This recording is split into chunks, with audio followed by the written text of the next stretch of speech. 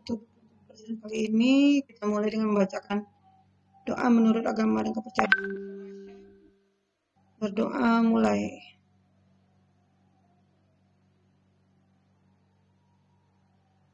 Berdoa selesai. Setelah kemarin kita mempelajari penyusutan aktifat tetap yang berwujud, kita masuk kepada sumber daya alam dan aset tidak berwujud, ya. Aset tidak berwujud. Harga perolehan sumber daya alam. Harga tunai atau harga pasar aktiva yang diserahkan atau diperoleh untuk mendapatkan sumber daya alam. Nah, ini hampir sama dengan aktiva tetap berwujud, yaitu harga yang kita keluarkan untuk memperoleh aktiva tersebut. Sama harga perolehan sumber daya alam, yaitu harga tunai atau harga pasar aktiva yang diserahkan atau diperoleh untuk mendapatkan sumber daya alam. Jadi berapa harga yang kita keluarkan untuk mendapatkan sumber daya alam tersebut? Mulai misalnya kalau sumber daya alam itu kan ditambang, ya. Harga upah penambang, ya kan, itu termasuk harga perolehan, ya. Terus deflasi penghapusan harga perolehan sumber daya alam secara sistematik. Haryono Yusuf. Proses pemindahan biaya sumber daya alam ke akun beban. Metode yang umum dipakai adalah metode satuan produksi. Nah, metode ini kita udah pelajari kemarin, ya. Yang pertama kita udah belajar garis lurus, angka tahunan, menurun ganda, satuan produksi, sama satuan jam kerja. Langkah dalam depresi yang pertama, menghitung unit satuan depresi atau USD. USD ini bukan dolar loh, ya, tapi unit satuan depresi. Sama dengan harga perolehan dikurang nilai residu per total, ya, per total produksi. Ya, ingat, harga perolehan tetap dikurang nilai residu per total hasil produksi. Yang kedua, menghitung beban depresi. USD, yaitu yang ini, dikali produksi tahun berjalan. Dikali produksi tahun berjalan, ya. Ingat, USD ini bukan dolar, ya, tapi unit satuan depresi. Yang ketiga, membuat jurnal umum. Beban depresi sama akumulasi depresi. Contoh, ya. Contoh, PT sukses memperoleh sumber daya tambang dengan membayar 500 juta yang diperkirakan akan menghasilkan 1.500.000 ton hasil tambang, ya. Kita harga perolehannya berapa? 500 juta, ya. Pada tahun 2010, hasil pertambangan yang diperoleh adalah 150.000 ton. Ya, 150.000 ton. Nah, pembahasannya USD apa tadi USD? Unit satuan depresi. Sama dengan harga perolehan dikurang nilai residu. Karena di sini tidak ada nilai residu, berarti kita kurangin 0, ya. Ingat, nilai residu itu apa? Nilai sisa. Nilai sisa. Berarti 500 juta dikurang 0 per, ya, per perkiraan yang bisa dihasilkan, ya. Nih, sama kayak waktu kita penyusutan di satuan produksi. Sama dengan 333.333, ya. Nah, ini bisa kita bulatkan aja menjadi 333.000, nggak apa-apa, ya. Terus sementara beban deflasinya 333 dikali hasil. Nah, ya, dapat 50 juta nih. Ya, sama kan dengan hasil sama dengan satuan hasil produksi, ya. Sampai di sini ada yang mau ditanyakan?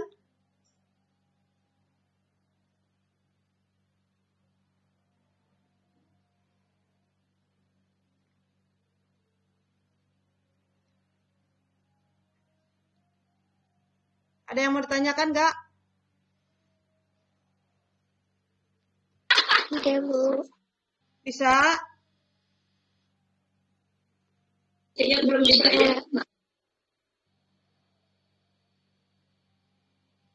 Bisa sampai di sini?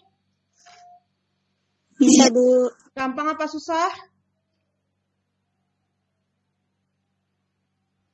Gampang. Gampang. Ini gampang.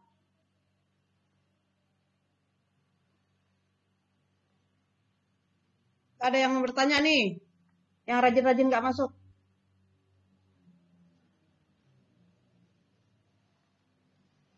Nggak ada? Bisa ya? Ini sama dengan metode satuan produksi, sama juga dengan metode jam kerja. Nah, ini hampir sama ini, hampir sama. Ya. Lanjut. Aktiva tetap tidak berwujud. Nah, tadi yang pertama apa? Sumber daya alam, ya.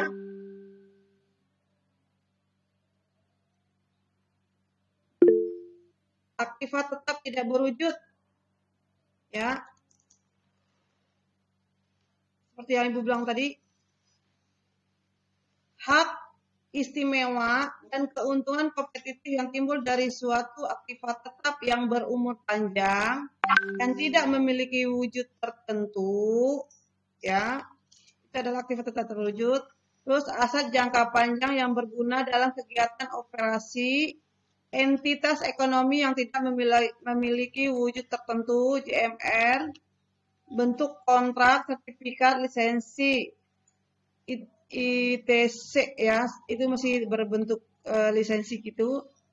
Bisa timbul dari pemerintah, jatuhnya paten, merek dagang, hak cipta, dan lain-lain. Perusahaan lain, goodwill, perjanjian tertentu, franchise. Franchise ini bentuk kerjasama, ya, biasanya dalam perusahaan dagang. Leasing ini biasanya dalam perbankan, ya.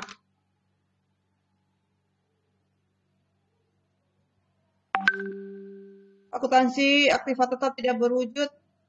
Prinsipnya sama dengan aktiva tetap berwujud.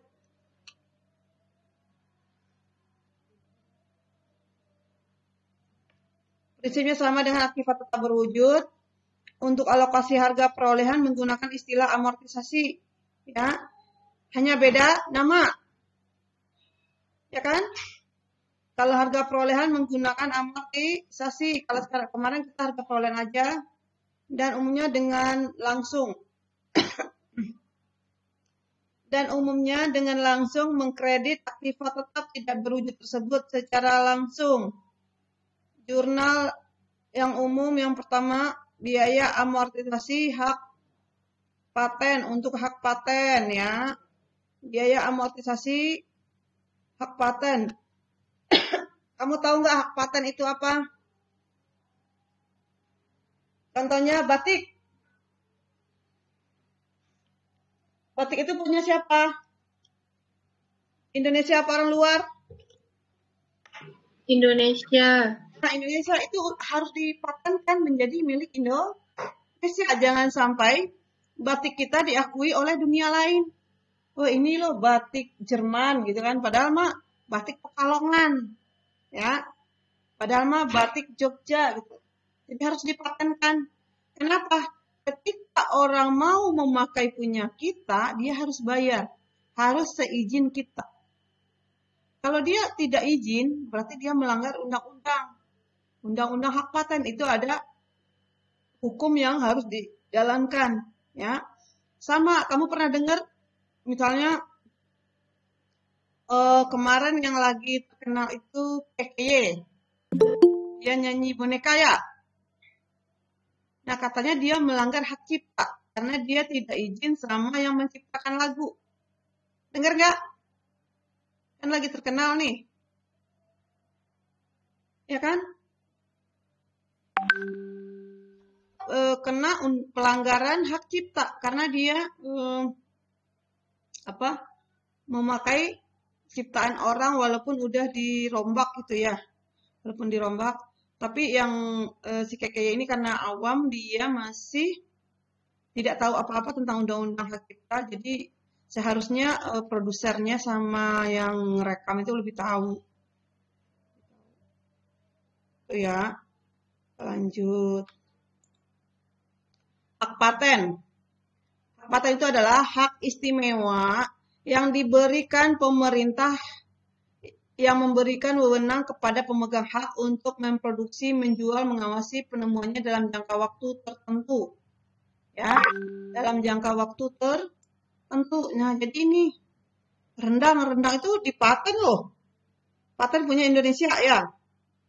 Jangan mau diakui oleh orang luar.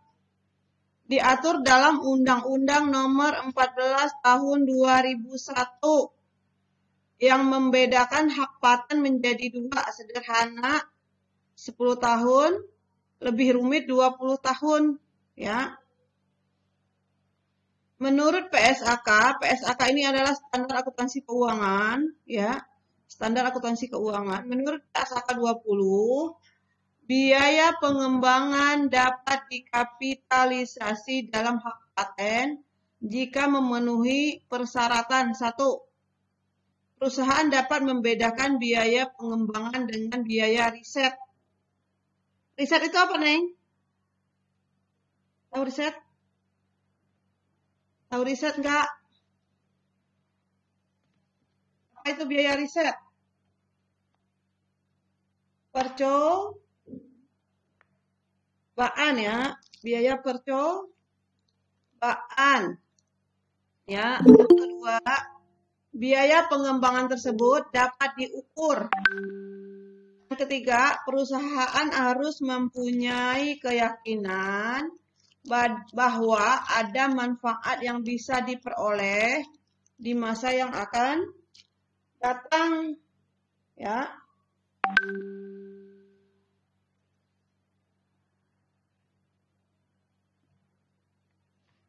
Yang terakhir nggak usah. Lanjut. Nih, hak cipta dan merek dagang, ya. Hak cipta dan merek dagang. Hak cipta diatur dalam Undang-Undang Nomor 19 Tahun 2002 untuk masa 50 tahun dan selanjutnya dapat diperpanjang. Berarti hak cipta itu panjang umurnya ya, 50 tahun.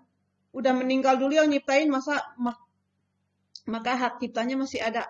Nah, selagi ciptaan kita dipakai orang, maka kita akan dapat duit. Ketika hasil ciptaan kita itu udah dilaporkan sebagai hak cipta. Ya, sebagai hak cipta.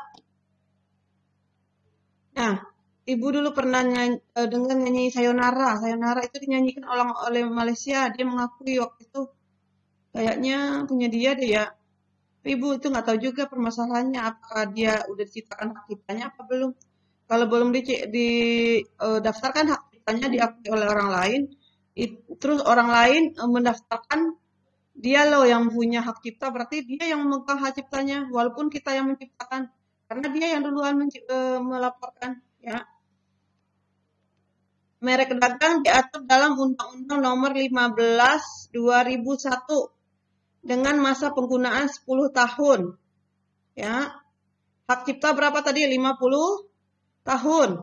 Merek dagang 10 tahun dan selanjutnya dapat diperpanjang. Ya, Indomie, Sarimi, Agnu. Harga perolehan diperhitungkan dari biaya untuk menghasilkan karya ditambah biaya administrasi untuk mendapatkan hak tersebut.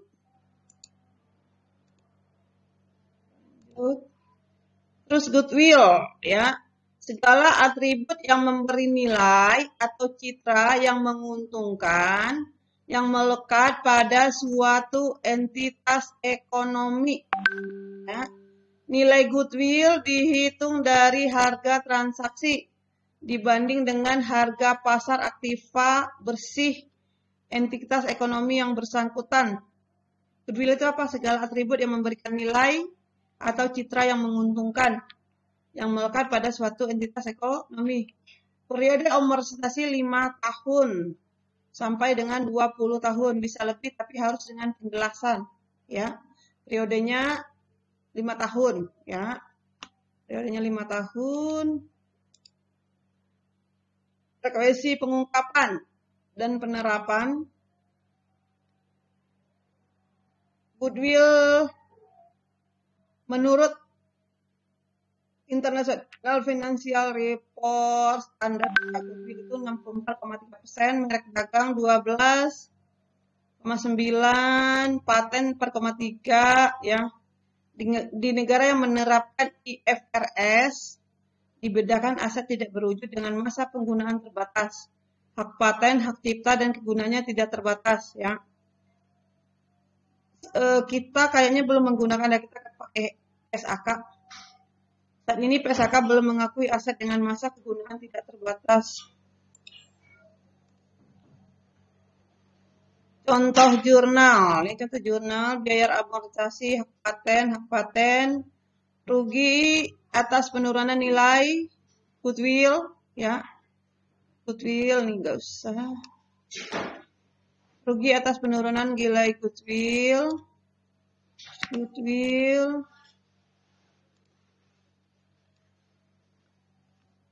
Pelaporan aset tetap sebesar nilai buku bersih sama dengan aktiva tetap berwujud, ya.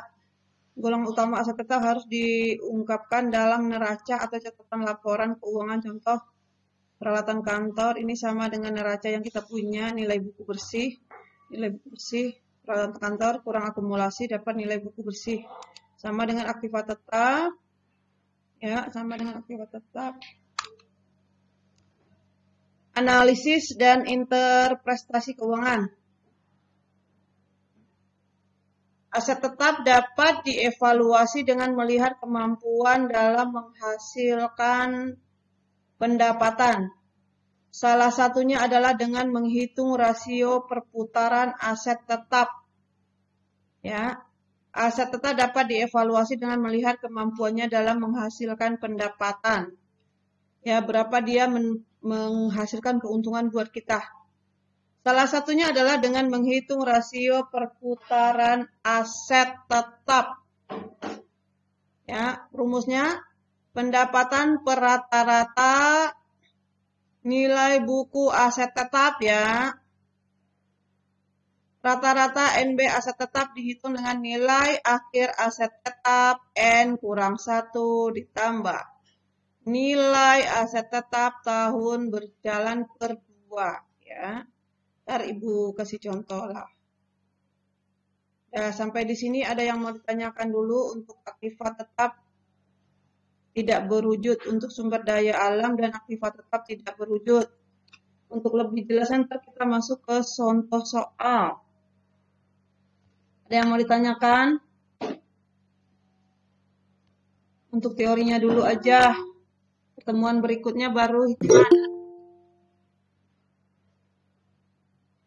Ada yang mau ditanyain?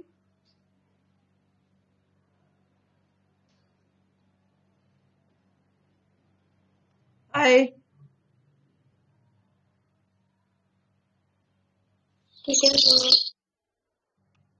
Gak ada, bisa sampai di sini. Tidak, Bu. Karena belum ada soalnya, ya.